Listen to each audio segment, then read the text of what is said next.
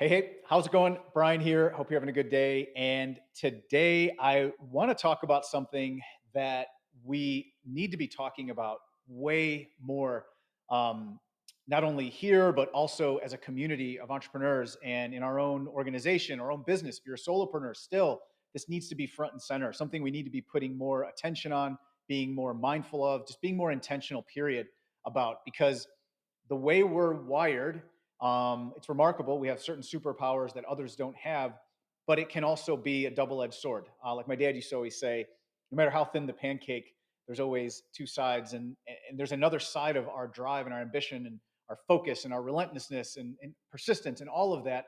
That if we're not mindful of, can completely burn us out, uh, hurt business, hurt our personal life, everything else. So this is key. It's been huge for me in my life and something that I revisit over and over again. And that's our self care and my own self care routine. And I want to talk about that a little bit because if you don't have one, you need one.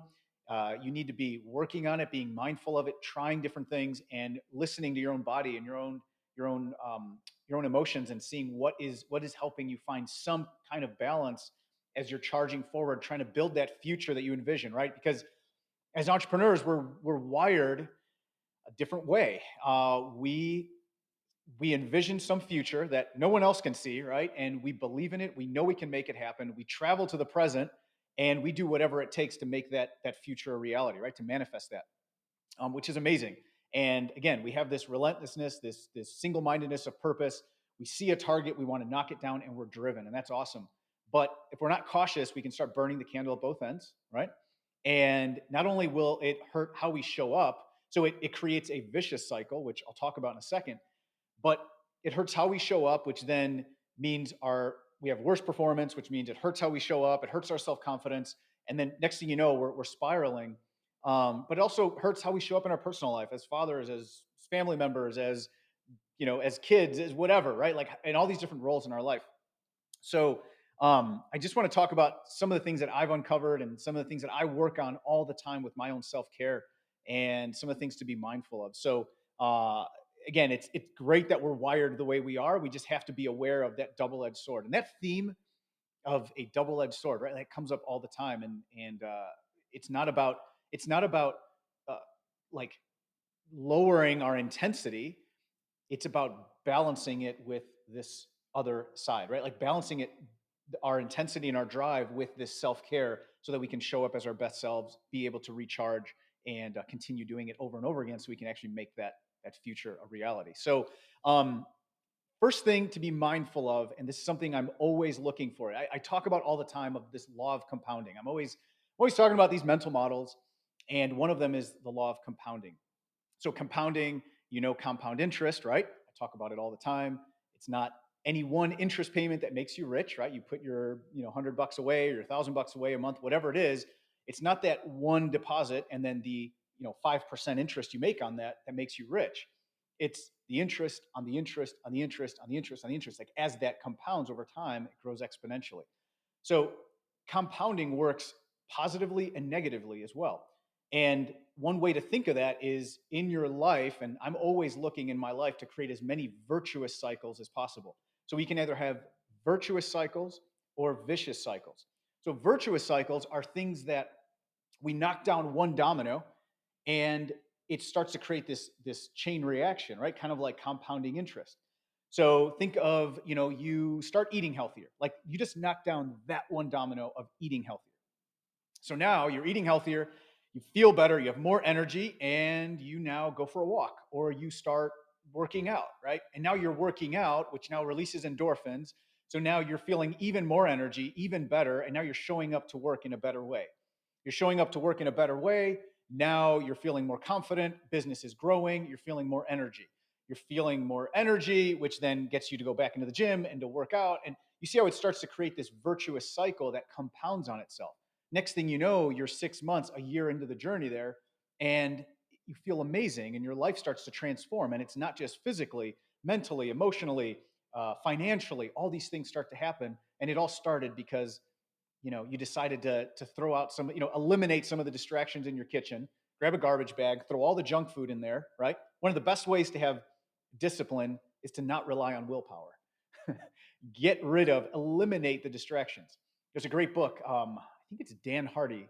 I might be wrong on the name, but it's called Willpower Doesn't Work. It's amazing. It's all about creating environments that create forcing functions, which don't give you a choice. Like if you don't want to eat junk food, throw all the junk food out, not try to have the willpower to not eat the chips that are in the cupboard, right? So, in any case, virtuous cycles are really good things. We want to try to create those.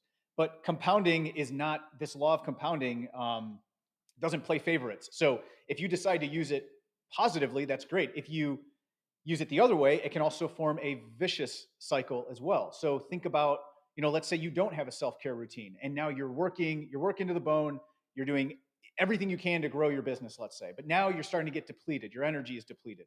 So now you're, with energy being depleted, you're not actually moving your body. Now you're starting to, I don't know, maybe you're putting on weight and then now your body's not functioning the way it should. And now you're not sleeping as well. Now you can't show up as well in work and in your, in your business.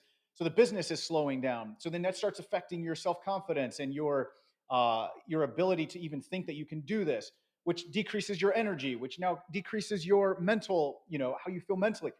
And this starts to spiral, and this is a vicious cycle. And we have to avoid those things. And I'm sure you could think of other ones in your life, right? Virtuous and vicious cycles. You want to try to identify as many virtuous cycles and start the compounding on those. Because here's the deal, and I'm sure you've experienced this. I know I have just like one too many times. Let's say on the workout example, you're feeling good, you're working out, things are great. You got this virtuous cycle going. Well, it's not any one workout that makes you feel amazing, right? Like it's not any one interest payment. So you miss a workout, no big deal. You miss a few workouts, you still feel great. So you don't change anything. You're like, all right, I missed the workouts. Maybe I don't need to work out as much. I'm getting work done. Let me focus on work because things are doing great. A few months down the road, you start feeling the effects of like losing that routine that you had because now, like a few months later, you're actually noticing, okay, like your energy levels are down, and now you've started like this vicious cycle. So the good thing about compounding is you can, when you're doing it, you don't have to worry about missing one time and having to be perfect. You can still get the benefit. But the bad side, again, kind of this other side of the coin, right? This two-edged sword is we don't notice that we've stopped our routine and it's starting to impact us.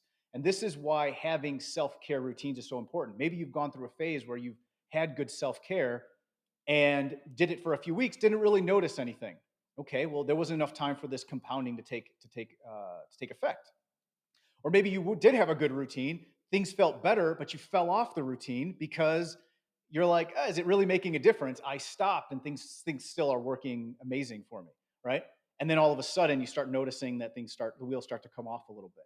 So having the routine, making it a priority and being intentional is important because it allows you to stick with it, even if it seems like it's not that important sometimes, because it is. I assure you, it's critical for you to have. So, lots of different ways to create self-care routines.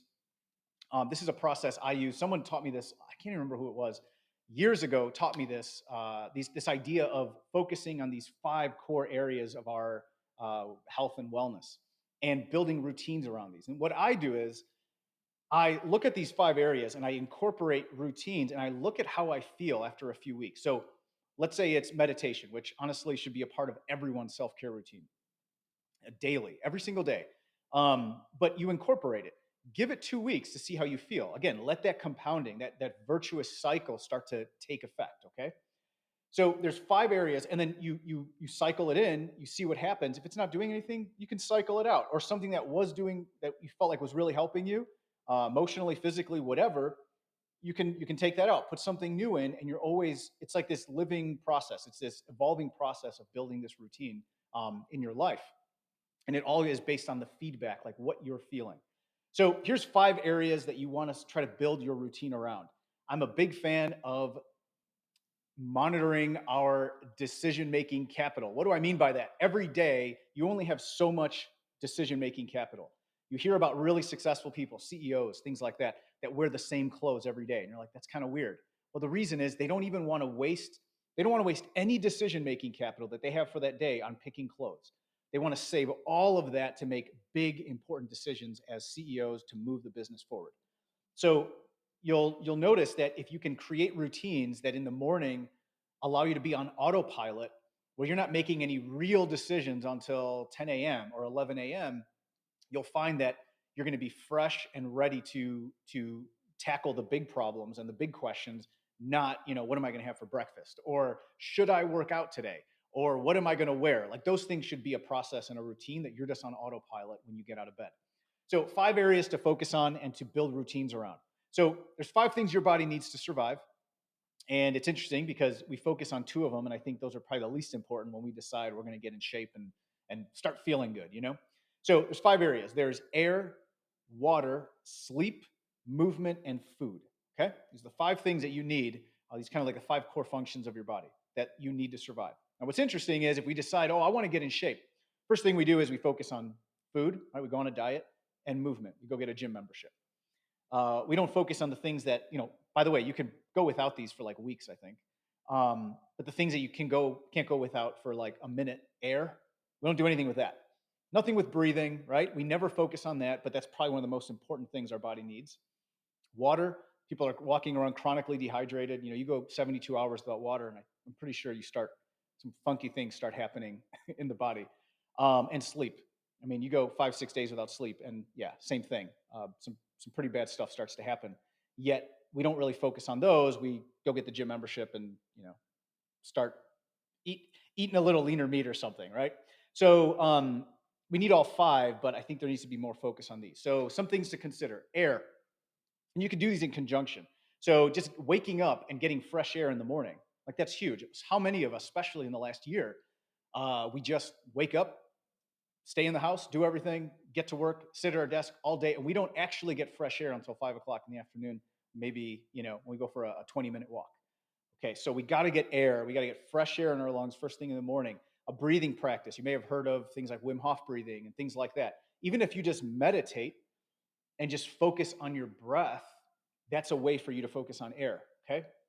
Next is going to be water. First thing you should do. I picked this habit up from my good friend Alex Sharfin. He talks about hydrating in the morning. He always says, look at how dogs drink water. They drink water like you're going to take it away from them. So drink water like that, like hydrate. So first thing I do is I drink 2 16-ounce glasses of water. Literally, the minute I get out of bed, I go. It's a habit. It's almost like a ritual for me, and I look forward to it. I wake up, I just slam like as fast as I can, 32 ounces of water, sometimes a little more. Hydrate and hydrate throughout the day. This is critical. Most people are walking around chronically dehydrated, and it causes so many issues that people end up taking medicines for and things like that water can solve. So hydrate. Sleep. Make sleep a priority. Here's one, and there's so much, right? We could dive into all of these, but with sleep, and everyone's wearing trackers now and all this. I had an Oura ring for a while. I actually lost it at the gym. I think when I was throwing a medicine ball, it flew off. I don't know. I got to find the thing. Maybe get a new one. I'm not sure. I feel like I got all the data I needed, and it gave me great awareness. So I'm on the fence if I'm going to get a new one. If you've never tried it, I would say it's a good investment, or some type of sleep tracker to give you some feedback so you understand what's happening in your sleep. I wore it for a while, and I feel like I got a big benefit from it. But who knows? I may pick it up again. But sleep, make it a priority. Here's one shortcut: focus on the time you go to sleep, not the time you go to bed. If you start consistently going to bed at the same time, even on weekends, you'll find that your body will naturally start to wake up at the same time, and that's critical. Going to bed at the same time, it affects your circadian rhythm. It affects when your body starts producing melatonin. All these things, and there's few things that can have the benefit of an extra 90 minutes of sleep, from increased focus, increased testosterone, increased